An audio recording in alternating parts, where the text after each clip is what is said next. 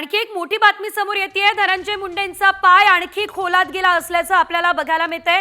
यामध्ये कृषी विभागातील घोटाळा झाल्याचा धसांनी आरोप केलेला आहे। पत्र लिहून ईडीकडे या संदर्भात तक्रार करणार असल्याचंही धस म्हणताय। मोठी बातमी आहे, कृषी विभागात घोटाळा झाला असा आरोप सुरेश धस यांनी केलेला आहे। त्यामुळे एकंदरीत आपण जर बघितलं, धनंजय मुंडेंचा पाय आणखी खोलात गेलेला आहे। एकीकडे सरपंच संतोष देशमुख यांच्या हत्या प्रकरणामध्ये धनंजय मुंडे यांना आपला राजीनामा द्यावा लागलेला आहे आणि त्यानंतर आता त्यांच्यावर सुरेश धस यांनी आणखी एक गंभीर स्वरूपाचा आरोप केला असल्याचं बघायला मिळतंय। अधिकची अपडेट या संदर्भात आमचे प्रतिनिधी गणेश कवडे देत आहे। गणेश, आपण पाहतोय या ठिकाणी आता धनंजय मुंडे यांच्या अडचणी वारंवार वाढताना दिसत आहे, मात्र हे प्रकरण कृषी क्षेत्रातलं काय आहे सविस्तर?